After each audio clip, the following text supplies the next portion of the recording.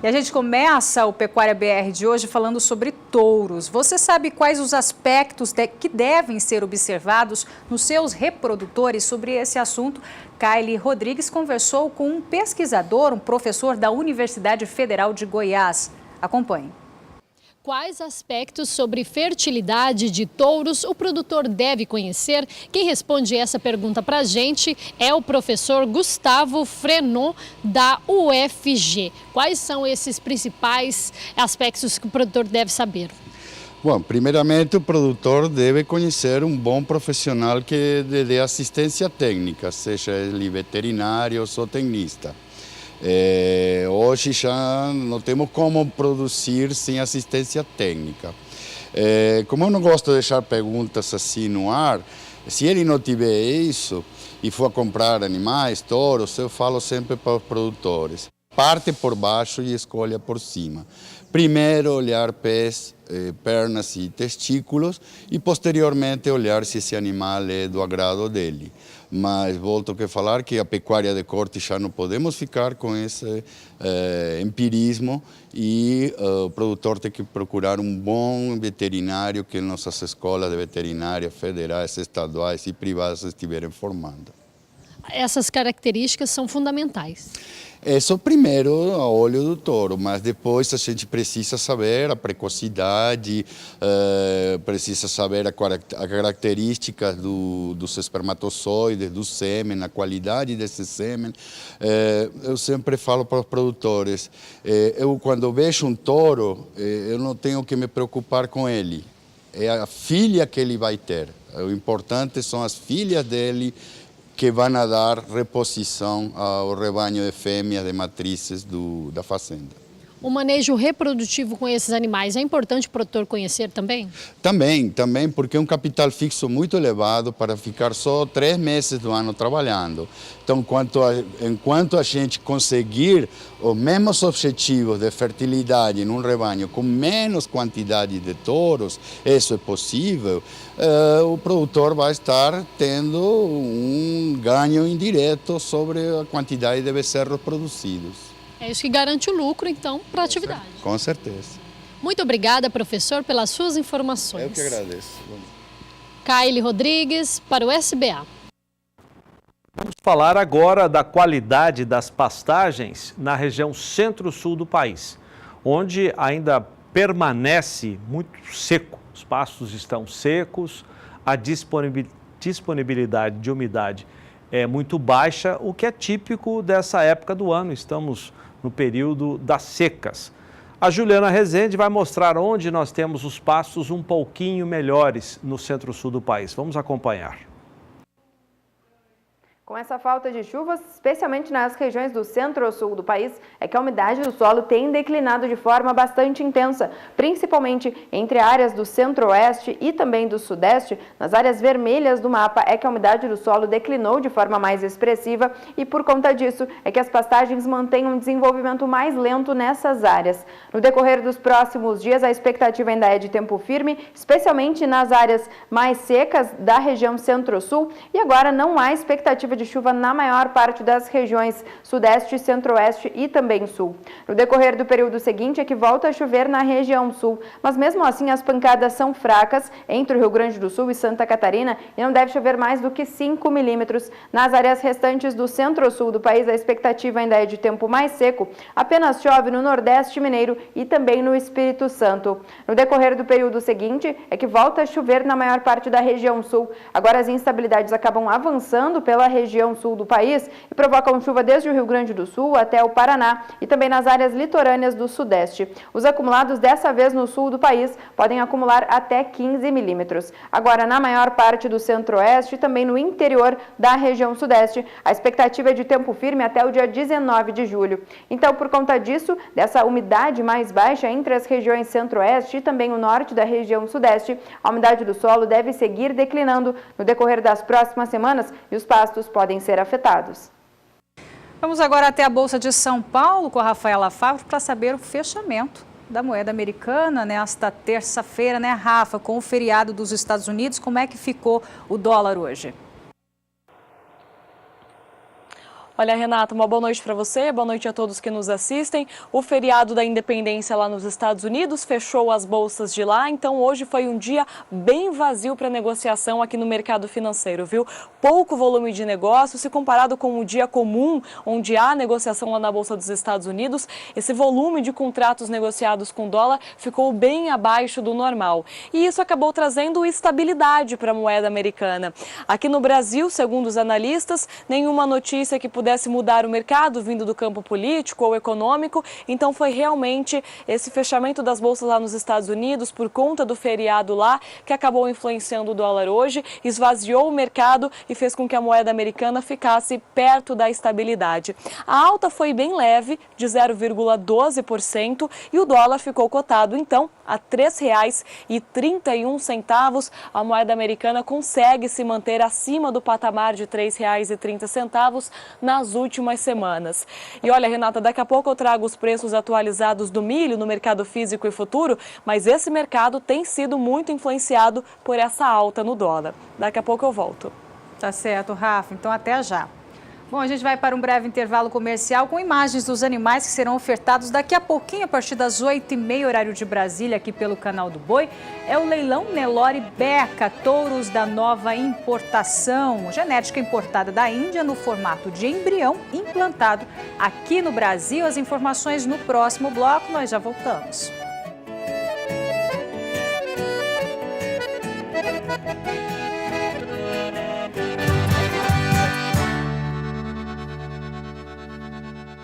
O preço do leite pago ao produtor em junho apresentou uma leve queda, é o que aponta o relatório mensal do CPEA. Os pesquisadores dizem que nós estamos vivendo um período de transição da alta nos preços para a queda. Vamos conferir. Segundo o relatório, junho foi um período de transição para o mercado lácteo. As altas de preços foram mais pontuais e os movimentos de estabilidade e queda ganharam mais força. Cálculos do CPEA apontam que o preço líquido do leite recebido pelo produtor em junho, aquele referente ao entregue em maio, permaneceu praticamente nos mesmos patamares do mês anterior, chegando a R$ 1,26 o litro na média Brasil. Houve leve queda de 0,39%, ou menos de 1 centavo por litro. O preço líquido não considera o frete nem os impostos. O índice de captação do leite do CPEA registrou alta de 0,8% entre abril e maio, na média Brasil. Segundo pesquisadores do centro, os resultados evidenciam um momento de transição. Cada bacia leiteira pesquisada apresentou uma situação diferente em função das seguintes variáveis: captação, qualidade e competitividade entre as indústrias. Os preços no Rio Grande do Sul e em Minas Gerais caíram porque nos estados houve maior captação, impulsionada pelo seguinte motivo: clima favorável com bom volume de precipitações e início das pastagens de inverno no estado gaúcho. O menor volume ofertado em São Paulo, que é típico da entre-safra, aumentou a competitividade entre indústrias pelo leite, o que elevou a média paulista. O relatório do CPEA aponta ainda que as cotações nos demais estados entre maio e junho apresentaram variações menores que 1 centavo por litro. No Paraná e em Santa Catarina, houve elevação da captação dos laticínios e cooperativas amostradas. Nas duas praças, a competição entre empresas por leite e o maior pagamento por qualidade ajudaram a manter os preços em alta. Em Goiás e na Bahia, a captação caiu, mas a menor qualidade e a dificuldade dos laticínios em repassar valorizações ao consumidor pressionaram as cotações. Esses resultados, mais a pesquisa de derivados realizada pelo CPEA, sugerem que o período de transição para a desvalorização do leite recebido pelo produtor já começou. De acordo com a pesquisa de derivados, o leite spot na média Brasil registrou queda de 2,1% da segunda quinzena de maio para a primeira de junho. Quanto ao leite UHT negociado nos atacados do estado de São Paulo, o valor caiu 3,8% de maio para junho. O varejo tem pressionado o atacado e as indústrias. A pressão refletiu na dificuldade em manter o ritmo de vendas. A expectativa de agentes ouvidos pelo CPEA para o preço de julho é mais homogênea do que em relatórios anteriores. Do total de ouvidos pelo CPEA, quase 68%, que representam 88% do volume amostrado, acreditam em queda nos preços. 20% dos entrevistados acreditam em estabilidade e 12% acreditam em alta dos preços. Confira agora como ficaram as médias regionais do leite, segundo o relatório do CPEA. No Rio Grande do Sul, o preço máximo bruto do leite pago ao produtor em junho foi de R$ 1,53. O preço mínimo foi de R$ 1,15, com média estadual bruta de R$ 1,35, uma queda de 1,48% na comparação com o preço de maio. Nos preços já descontados o frete e os impostos, o valor máximo no estado foi de R$ 1,42 e o valor mínimo de R$ 1,05. A média líquida foi de R$ 1,24, o que representa uma queda de 1,58% na comparação com o mês anterior. Em Santa Catarina, o preço máximo bruto foi de R$ 1,53. O preço mínimo foi de R$ 1,16, com média de R$ 1,36, ou seja, uma alta de 0,23% na comparação com o preço de maio. Nos preços líquidos, o valor máximo no estado foi de R$ 1,42 e o valor mínimo de R$ 1,06. A média, R$ 1,25, trouxe uma alta de 0,35% na comparação com o mês anterior. No Paraná, o preço máximo bruto foi de R$ 1,49, o mínimo R$ 1,18, com média estadual bruta de R$ 1,39, uma alta de 0,53% na mesma comparação.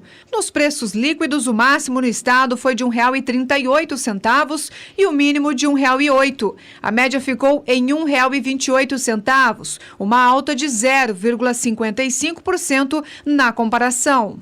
Na Bahia, o preço máximo bruto ficou em R$ 1,45, o preço mínimo em R$ 1,10, com média estadual bruta de R$ 1,28, alta de 1% na comparação com maio. Nos preços líquidos, o valor máximo foi de R$ 1,30 e o mínimo de 95 centavos. A média de R$ 1,14 representou uma queda de 0,22% na comparação com o mês anterior. E no Ceará, o preço máximo bruto foi de R$ 1,38, onde o mínimo em R$ 1,15, com a média estadual de R$ 1,27, ou seja, uma queda de 0,37%. Nos preços líquidos, o valor máximo no estado foi de R$ 1,33 e o mínimo foi de R$ 1,10. A média líquida ficou em R$ 1,22, o que representou uma queda de 0,47% na comparação com o mês anterior. Em Minas Gerais, o preço máximo bruto foi de R$ 1,58 e o mínimo de R$ 1,16, com média de R$ 1,40 no estado.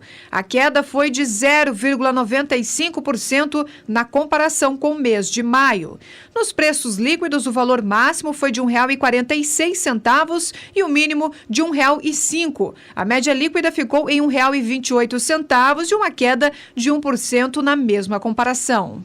Em São Paulo, o preço máximo bruto foi de R$ 1,51, o mínimo de R$ 1,23, com média estadual de R$ 1,40, uma alta de 1,90%. Nos preços líquidos, o valor máximo no estado foi de R$ 1,41 e o mínimo de R$ 1,13. A média ficou em R$ 1,30, alta de 1,56% na comparação com o mês anterior.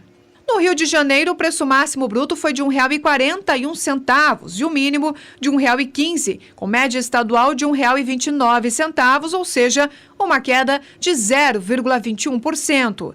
Já nos preços líquidos, o valor máximo no estado foi de R$ 1,31 e o mínimo de R$ 1,06. A média líquida ficou em R$ 1,19, também uma queda de 1,70% na comparação com o mês anterior. Em Goiás, o preço máximo bruto foi de R$ 1,44, o mínimo R$ 1,14, com média estadual de R$ 1,32, o que representa uma queda de 0,27% na comparação com o preço de maio.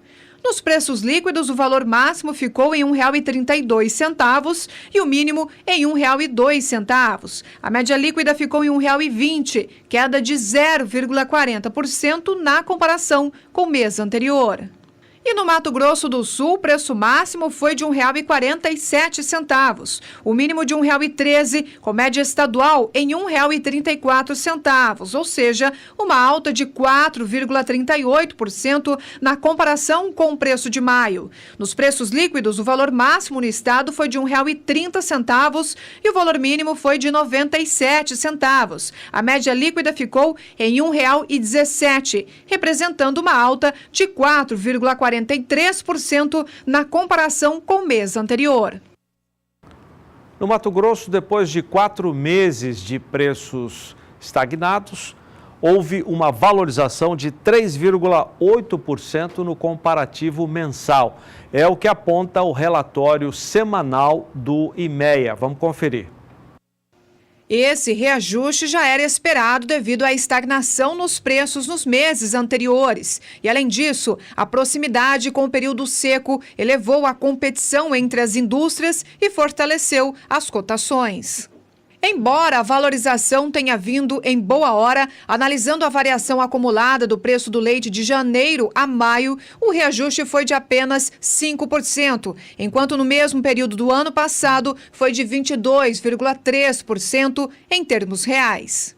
A captação no estado de Mato Grosso subiu 3,94 pontos percentuais, em virtude das chuvas tardias que ocorreram na maioria das regiões e favoreceram a produção no campo. A média CPEA do preço do leite registrou R$ 1,27 o litro, com variação mensal de pouco mais de 1%. A alta está atrelada ao período de entre-safra em boa parte do país.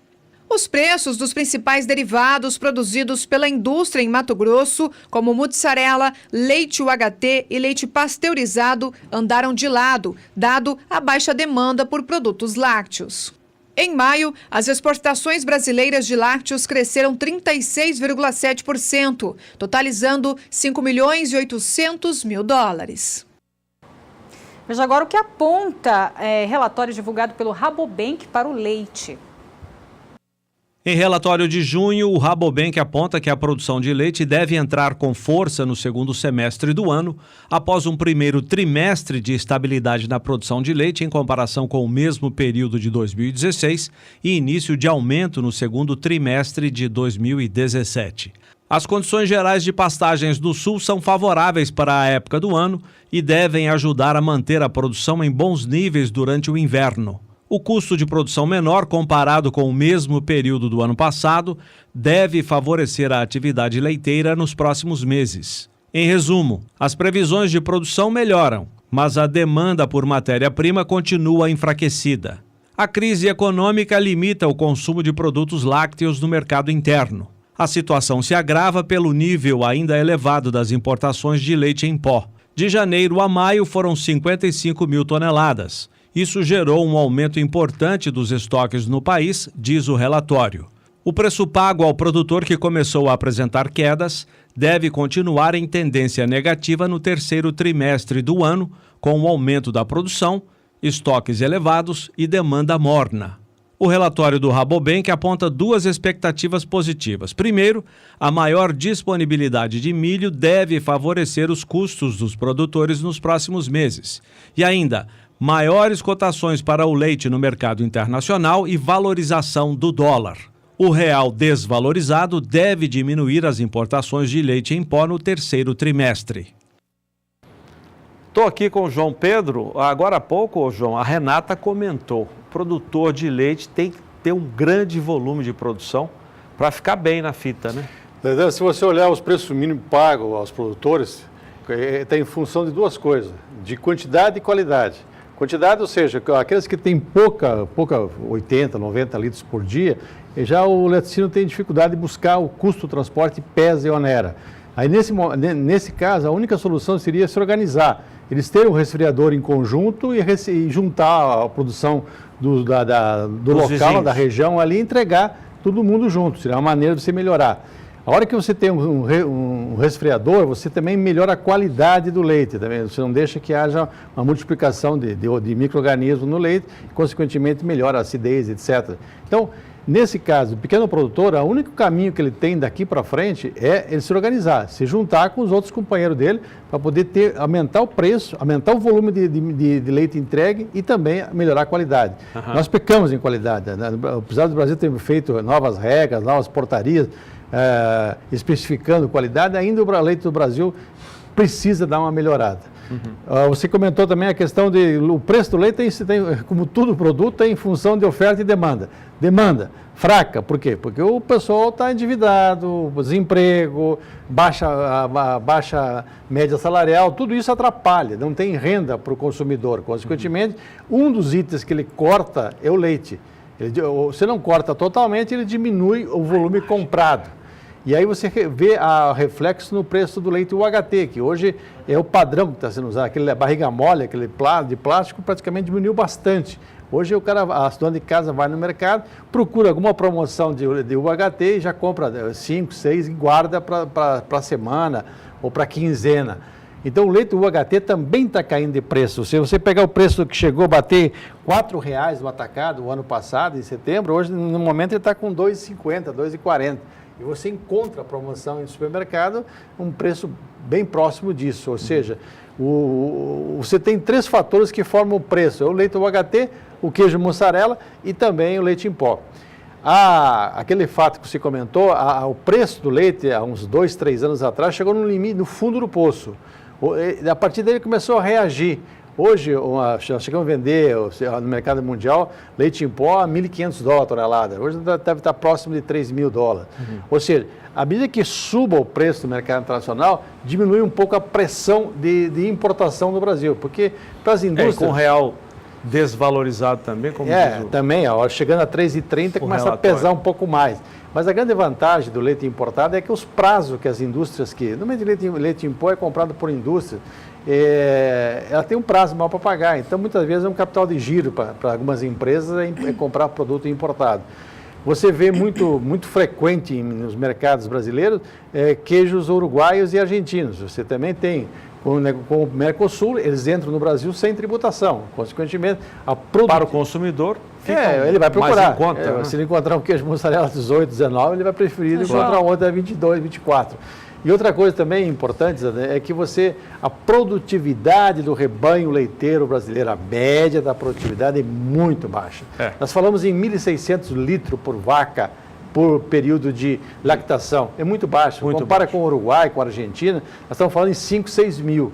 Mas lá eles têm uma pastagem melhor. Não adianta, nós vamos ter que melhorar nossa pastagem, nós vamos ter que dar suplemento no coxo, ter que melhorar a genética, melhorar o controle sanitário, para que você tenha não vaca de 5, 6 litros de leite por dia, mas vaca que produz 18, 20 litros por dia. João, você falou da produção, boa noite para você, João. Você falou da produção baixa aqui no país, da produção leiteira. Eu queria saber, o relatório do CPEA trouxe aí uma informação de transição de alta para queda no preço do leite pago ao produtor. Como que o produtor pode se preparar para essa transição, digamos assim? Olha, a única maneira que ele tem de se preparar é ele melhorar a tecnologia que ele usa na produção dele. E segundo, ele se organizar. No sul do Brasil, que agora é a safra, no Brasil, o maior estado produtor é Minas Gerais. A maior região produtora é a região sul do Brasil, Paraná, Santa Catarina e Rio Grande do Sul. Nesse momento, a região sul é o pico de produção dela. Você tem as pastagens, azevém, aveia, etc., em boas qualidades, é um alimento barato que ajuda a produzir um leite... Aumentar a captação. Aumentar a captação. Agora... você lá no sul tem um sistema cooperativista bem mais organizado que no resto do Brasil. Então, muitas vezes, essas cooperativas, elas não apenas captam leite, elas não encaram o produtor apenas como um mero fornecedor de leite, elas encaram o produtor como sócio, como cooperado.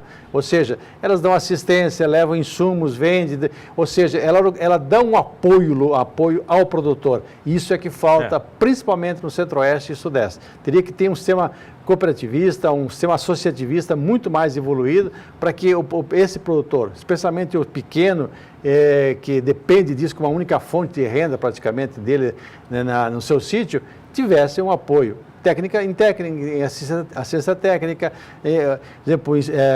em genética, possibilitar o uso de inseminação artificial e uma série de outras técnicas que hoje são comuns, a um custo mais razoável e principalmente ele se preocupar na questão de ter uma boa pastagem. João, agora, o relatório do Rabobank aponta 2 pontos, pelo menos, positivos. Um, nós já comentamos, que é a possível diminuição nas importações de leite por causa do dólar, né? E o preço do mercado internacional. E o preço do mercado internacional. E o preço do milho. Se você comparar com o ano passado estava difícil achar milho e quando achava, preço altíssimo. Agora, o preço mais em conta. Você tem condição de melhorar a alimentação no coxo, né? E não é só o milho, o farelo de soja também, que é outro ingrediente básico, ele também caiu de preço, né? Então, você tem o milho e o farelo de soja, você consegue, numa pastagem muito boa, você consegue 9, 10 litros por vaca com pastagem boa. Se você botar, daí para frente você tem que agregar um concentrado. Isso é o caminho. Legal. Obrigado, João. Daqui a pouco o relatório sobre o mercado de insumos, já que nós estamos tocando nesse assunto, né? Preço do farelo de soja, preço do milho, daqui a pouquinho o relatório da Scott Consultoria. Confira agora a cotação no preço do leite, já atualizada após a divulgação hoje do relatório do CPEA.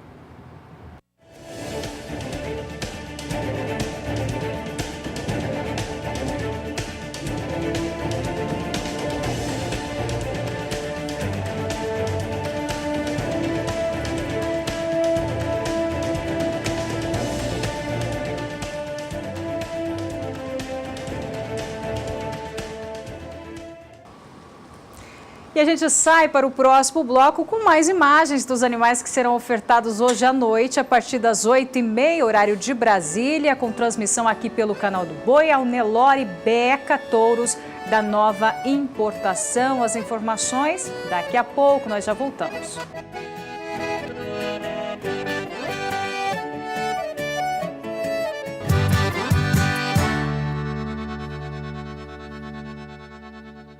O governo federal começou a liberar nesta semana recursos do Plano Agrícola deste ano. São quase 200 bilhões de reais para operações de custeio e também financiamento da safra.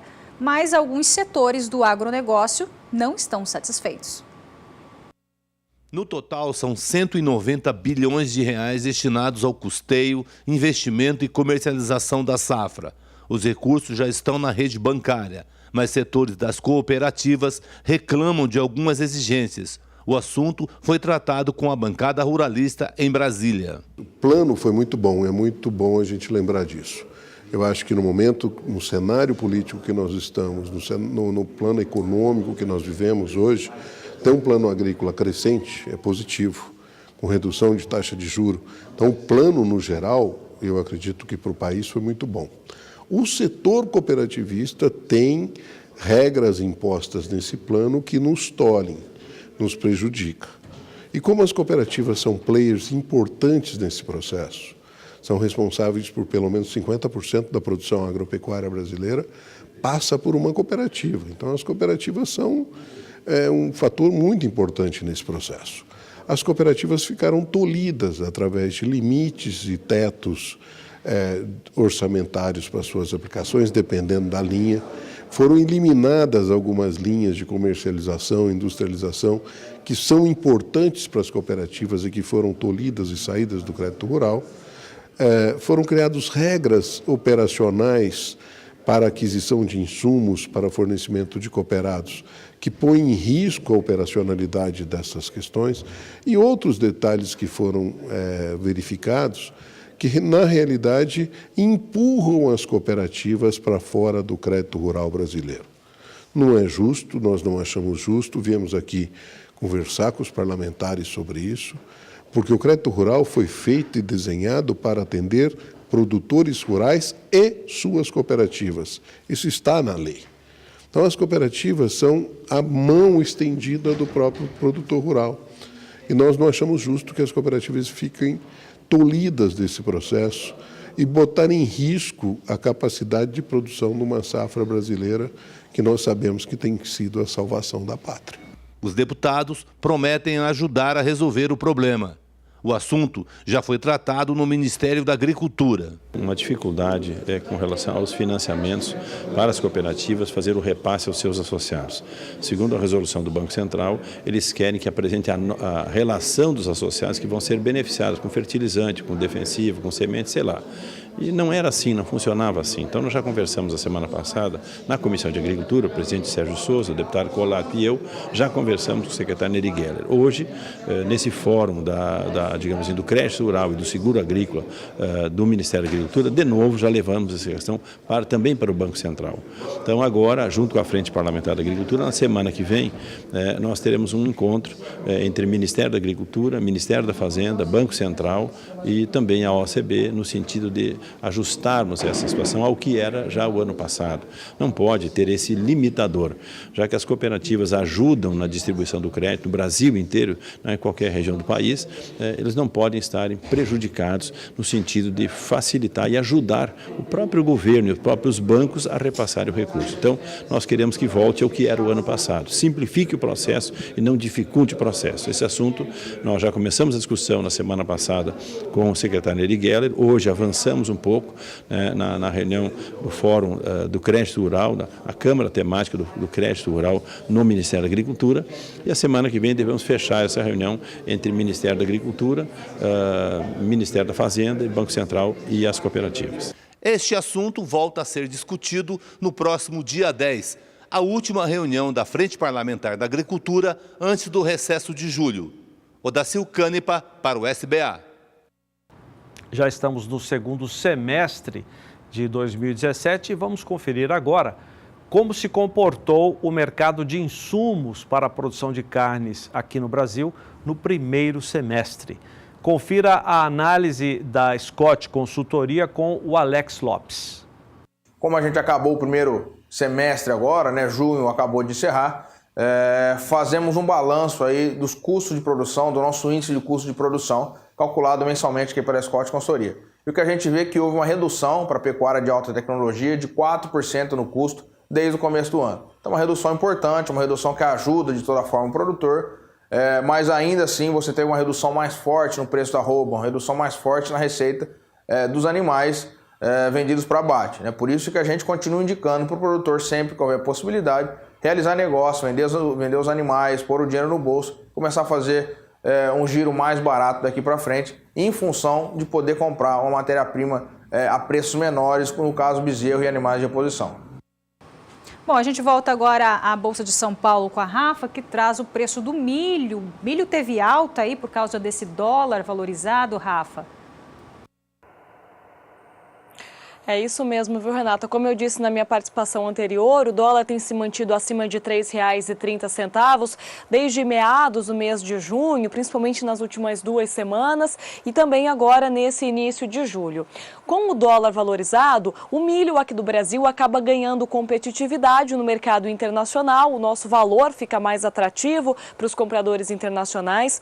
Muitas consultorias já acreditam que esse dólar mais forte possa impulsionar as nossas exportações, e esse motivo já foi suficiente para provocar uma alta nos preços, tanto no mercado físico quanto no mercado futuro. Nós lembramos aqui que os preços no mercado físico apurados pelo CPEA até registravam alta no início de junho, justamente porque a oferta estava mais restrita em algumas regiões produtoras.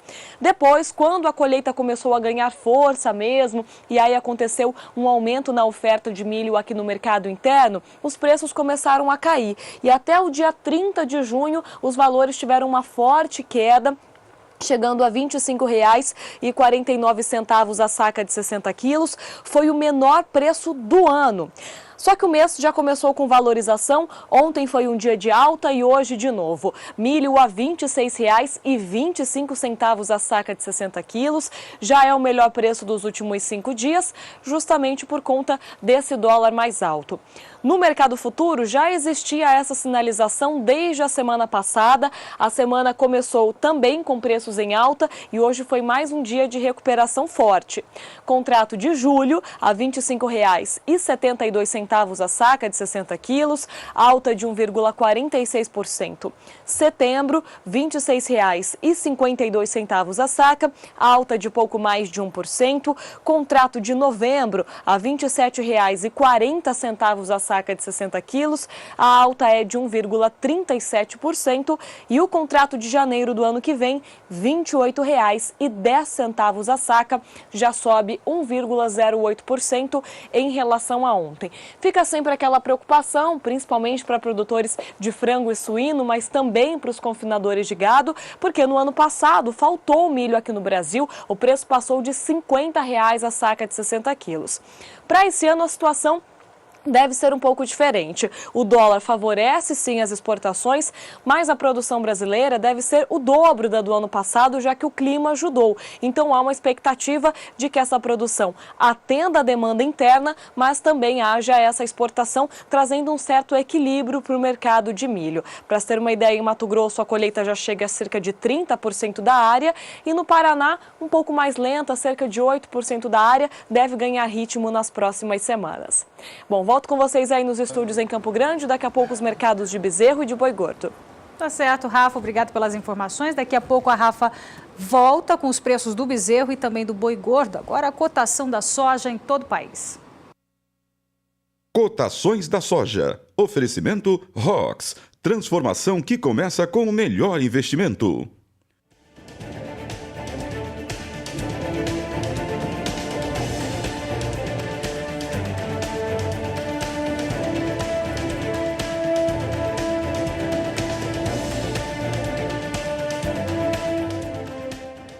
Vamos falar agora sobre oportunidade de negócios. Hoje à noite, aqui pelo Canal do Boi, tem transmissão ao vivo do Nelore Beca Nova, Touros Nova Importação. Daqui a pouquinho, a partir das 8h30, horário de Brasília. Mas quem traz mais informações aqui no Pecuária BR é o nosso amigo João Campo, da Central Leilões. Boa noite, João. Boa noite, Renata. Boa noite a todos vocês sintonizados aqui pelas lentes do SBA, do Canal do Boi. Hoje, a partir das 20h30, aliás, quero estender o convite a você que é daqui de Campo Grande, que dá tempo de estar aqui conosco no Espaço Gourmet, o leilão será realizado de lá. Agora, você que, obviamente, não é daqui, acompanhe, por favor, pelas lentes do SBA, do Canal do Boi, pelo site da Central Leilões, pelo site sba1.com, toda essa qualidade. Nós separamos uma oferta muito especial de 25 machos 100% genética da nova importação. Deputado Beca, durante quase 20 anos, trabalhou, foi lá na Índia, vasculhou os touros de aldeia, os chefes de linhagens, matrizes de extrema importância, de muita habilidade materna, de alta fertilidade e aspirou lá num laboratório montado dentro da Índia, trouxe os embriões, cumpriu a quarentena aqui, fez um trabalho que a gente julga praticamente uma epopeia para trazer essas novas linhagens de suma importância para a produção brasileira de carne. Dentre as características que se destacam são animais que descendem de fêmeas de muita habilidade materna, de muita precocidade, de muita fertilidade. Outro ponto importante, claro, a gente sobrevive da venda de carne, esse é o nosso produto final, são animais que de presente trouxeram muitas características positivas na avaliação de carcaça, como o recorde, inclusive, de área de ouro de lombo, é do Avanindra, um touro do Nelore Beca da nova importação. Animais também com altíssimo índice de marmoreio, altíssima espessura de gordura subcutânea, o que lhe confere todo o grau de acabamento e a padronização que o mercado brasileiro hoje exige e busca ansiosamente no mercado da carne. Teremos a oferta também de 3 fêmeas de muita beleza racial e de muita funcionalidade, é outro ponto importante do nosso trabalho. Essas fêmeas já representam a atualização do Nelore Beca, porque elas são oriundas de machos lei, os pais são touros 100% genética importada da última importação e as mães são matrizes PO nacional, inclusive até para você ligado em casa poder ter uma noção do que você vai alcançar, do que você vai atingir utilizando esses touros 100% genética nova importação.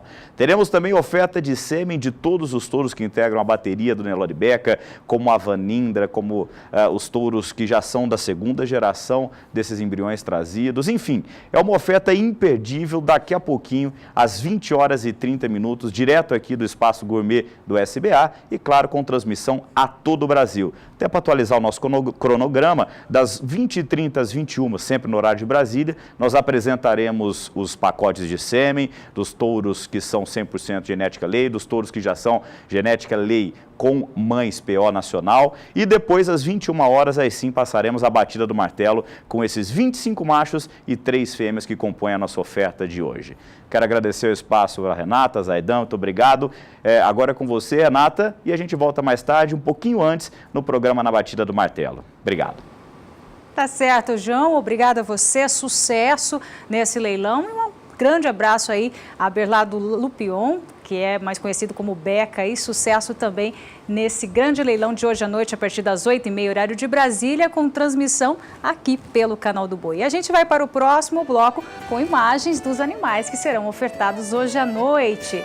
Se são animais importados da Índia, frutos de embriões importados da Índia. Nós já voltamos.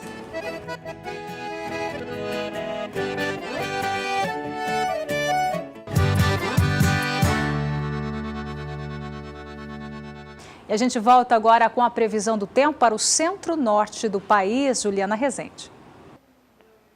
Próximos períodos nas regiões da metade norte do país ainda devem ser marcados pelo tempo mais seco. Não há expectativa de chuvas abrangentes e o predomínio de tempo mais seco deve ainda declinar ainda mais os índices de umidade do solo. Já está baixo, especialmente nas áreas em vermelho, é que os índices de umidade do solo vêm declinando de forma mais intensa e justamente nessas áreas é que as pastagens estão sendo mais afetadas por conta dessa baixa disponibilidade hídrica. No decorrer dos próximos 5 dias, a expectativa ainda é de tempo mais firme nas áreas mais claras do mapa e ao extremo norte do país, que ainda concentra pancadas de chuva. Somente as chuvas mais fortes ocorrem na faixa leste do Nordeste. Ao longo do período seguinte, esse mesmo padrão de chuvas ainda não deve se modificar. O extremo norte do país concentra pancadas de chuva até de 50 milímetros no estado de Roraima, enquanto que na faixa leste do Nordeste as chuvas seguem fortes, com acumulados de até 100 milímetros no Rio Grande do Norte. Ao longo do terceiro período, a expectativa ainda é de chuvas ocorrendo de forma frequente nas áreas mais extremas, especialmente do Brasil, e também na faixa leste e também no norte da região Nordeste. Os acumulados dessa vez ficam entre 50 milímetros nas duas regiões. Então, pelos próximos períodos, a expectativa é de que a umidade do solo siga mais elevada no extremo norte do país e ainda também nas áreas litorâneas do Nordeste, mantendo os pastos com bom desenvolvimento. Agora, o oposto ocorre no interior da região Nordeste e também nas áreas mais ao sul da região norte. A umidade do solo deve seguir declinando por conta do tempo mais seco e os pastos podem acabar sendo afetados. As autoridades que fiscalizam a qualidade da carne na China informaram esta semana que vão ficar de olho nas carnes importadas do Brasil. Isso depois da proibição recente dos Estados Unidos. Vamos lembrar que os Estados Unidos suspenderam temporariamente as importações de carne in natura do Brasil no fim do mês passado, após, segundo eles, um elevado percentual dos embarques não passar em testes de segurança. Segundo eles, esse percentual chegou a 11%, quando das outras carnes o percentual era de 1%. Um dos principais problemas, segundo eles, foram abscessos nas carnes que os produtores brasileiros atribuíram à vacinação do gado contra a febre aftosa, resíduo da vacinação. O Brasil é o principal fornecedor de carne bovina importada e frango para a China ou pela China. Nesta terça-feira, durante a reunião semanal da Frente Parlamentar da Agropecuária, o presidente da Abrafrigo comentou a decisão do maior importador das carnes brasileiras atualmente. Vamos conferir. Este era o efeito que nós não queríamos que acontecesse. Nós estávamos preocupados com isso. As exportações para os Estados Unidos são muito importantes, embora elas sejam pequenas por enquanto, de carne in natura, mas elas são relevantes no sentido que elas são parâmetro para outros países. Então, veja agora o que aconteceu, o maior rigor das autoridades chinesas com relação à nossa carne, né? E nós temos receio de que outros países possam também adotar outros procedimentos similares. Enfim, nós confiamos que o Ministério da Agricultura, através do ministro Blairo Maggi e a equipe técnica, que é muito competente do Ministério da Agricultura, possa reverter essa situação. Nós contamos com esse trabalho técnico por parte do Ministério e também com o esforço da nossa diplomacia, para sensibilizar os países que esse é um caso pontual, um problema que nós temos que corrigir, que não é grave, a ponto de suscitar novas dúvidas em relação à qualidade da carne brasileira, e contamos com isso. O setor privado não participa dessas negociações e espera que elas sejam conduzidas pelas nossas autoridades e que nós possamos reverter essa situação o quanto antes possível. O ministro está planejando uma viagem para os Estados Unidos e, posteriormente, na mesma viagem, na sequência que nós devemos participar, para a Austrália e Nova Zelândia. É importante, o ministro já fez esse trabalho lá atrás, quanto da deflagração da Operação Carne Fraca. Nós rapidamente conseguimos reverter e contamos com o nosso ministro, que tem todo o conhecimento, toda a condição, para que nós também possamos, dessa vez, conversar com as autoridades norte-americanas e termos uma solução desse impasse. E no estado de Mato Grosso, assim como no Brasil, os frigoríficos trabalham com duas modalidades de compra de boi gordo: o pagamento à vista e o pagamento em 30 dias. A opção de vender à vista para o pecuarista mato-grossense está mais rara e mais cara, segundo levantamento divulgado pelo IMEA. Confira. O desconto médio do boi gordo a prazo para o à vista em Mato Grosso vem crescendo desde janeiro, mesmo com a trajetória de queda da taxa Selic. De acordo com o relatório do IMEA, o valor médio atingido em junho é o maior já registrado nos últimos 8 anos. Com o valor médio em queda de 3,48% e os pastos minguando devido à seca, o poder de negociação do pecuarista fica menor e ainda mais difícil defender a diminuição dessa diferença.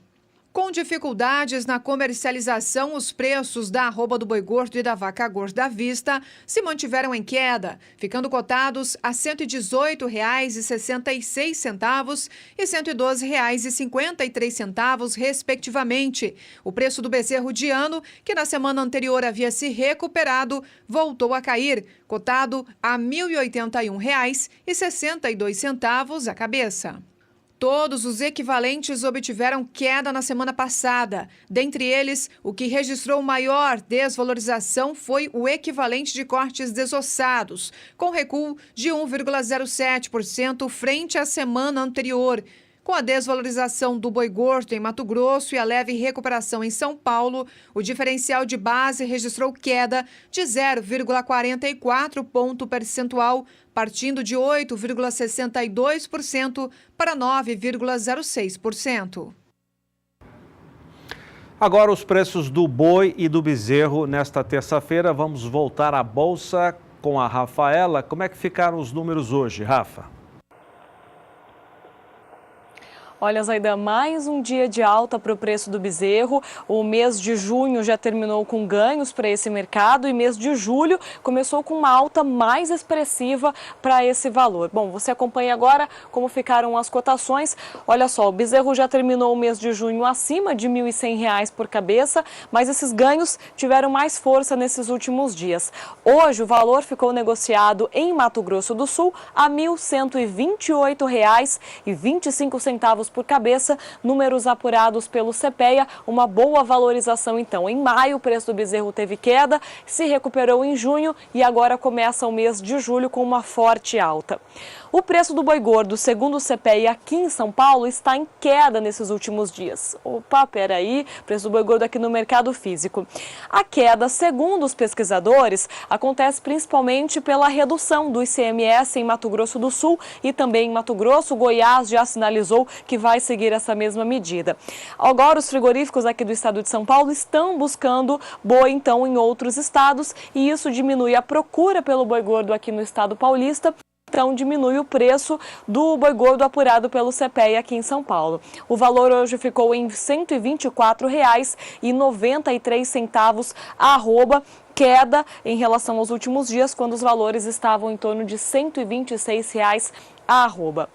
Tanto que essa queda é mais pontual aqui no estado de São Paulo, que no mercado futuro os valores mais uma vez tiveram alta. Ontem já foi um dia de ganhos e essa alta continua hoje. Julho, R$ 125,50 arroba, a alta é de 0,47%. Agosto, R$ 125,75 arroba, alta de 0,33%, e outubro, R$ 127,26 arroba, uma alta mais forte de 1,10%, então uma boa recuperação no mercado futuro do boi gordo. Apenas no mercado físico é que essa questão de procurar o boi gordo, o animal, em outros estados, tem feito com que o preço caia aqui no estado de São Paulo. Bom, encerro por aqui essa minha participação hoje, volto para vocês nos estúdios em Campo Grande. Tá certo, obrigado, Rafa, até a próxima. Renata. Bom, e o mercado do boi gordo? Pouca movimentação nesta terça-feira, o viés continua sendo de baixa para o preço da arroba. Vamos saber como fica, como fechou esse mercado na data de hoje com o consultor Alex Lopes, da Scott Consultoria. Olá, hoje é dia 4 de julho de 2017, terça-feira.